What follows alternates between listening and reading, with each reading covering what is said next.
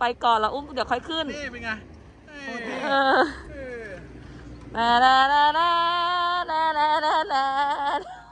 ติด โอ้ยเหี้ยขึ้นไม่ได้ติดพุงติดพุง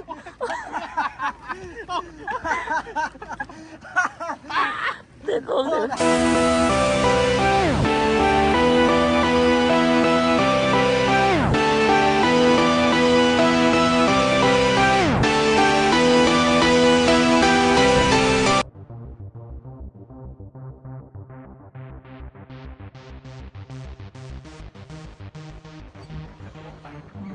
น่ากลัวมากดูดิทางเดินโคตรน่ากลัวเลยของก็เยอะ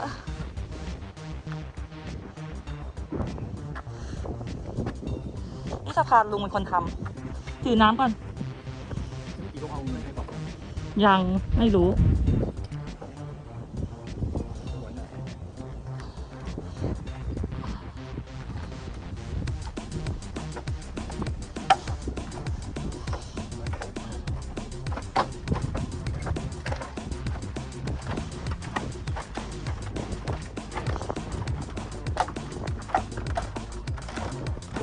น่ากลัว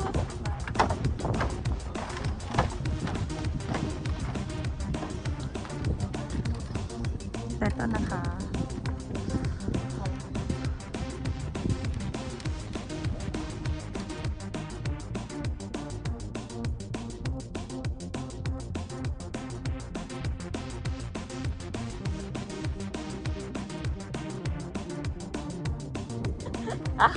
ถูกใส่ถึงตัวเองอ่ะแทนที่จะผลักเรือไปแล้วก็เข้าข้างหน้า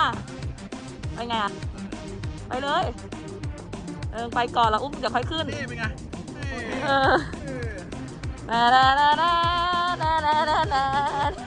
ติดพุงติดพุงติดพุงติดพุงติดพุงรับน้ำก่อนรับน้ำก่อน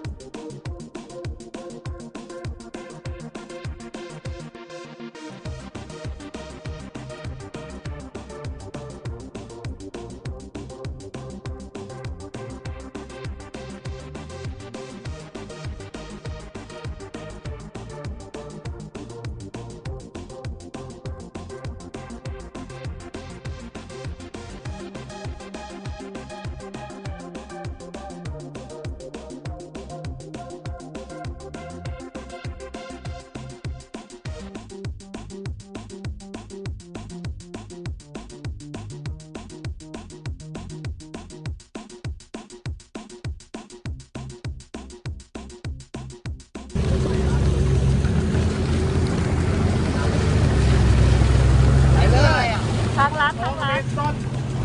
เอาเมซอนอันจีนจะแก้ไปไหนเนี่ยไม่ได้กินท้ายให้นะคะวันนี้เรามากับเจ้าเขาเรียกว่าอะไรตัวนี้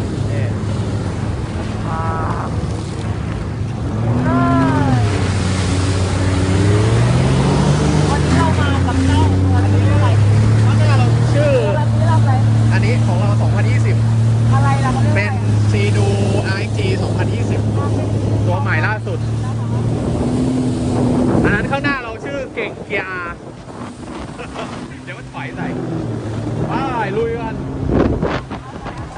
อันนี้คืออเมซอน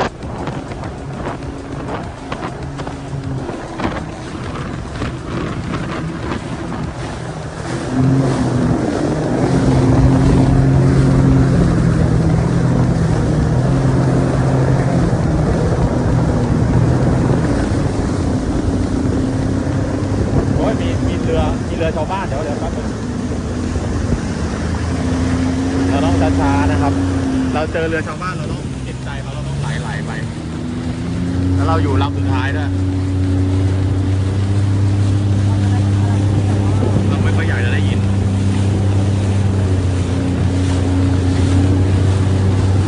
อ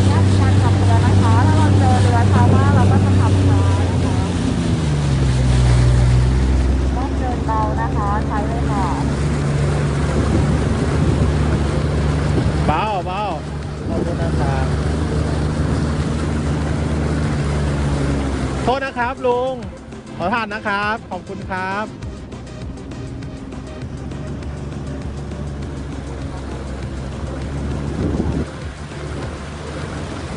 ลุงเขามาตัดผักบุ้งเนี่ยผักบุ้งน้ำไปแล้วนะลุงผมช่วยอะไรลุงไม่ได้แล้วไปแล้ว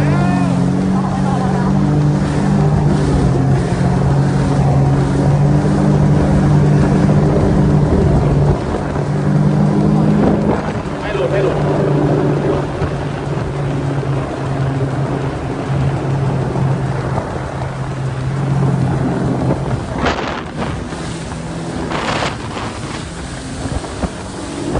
ปนู่นมาแล้วเห็นไหมนะ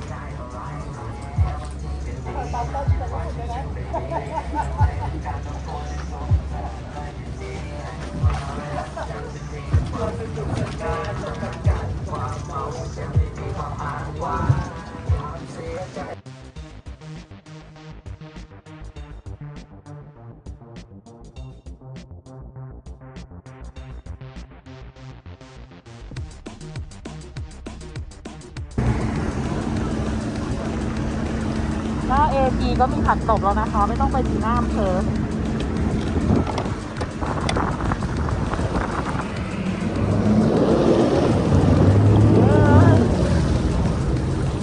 ผักตบเยอะจังเลยครับ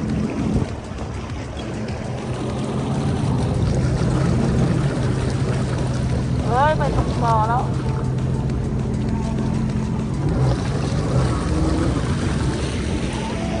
ระวังเก่ง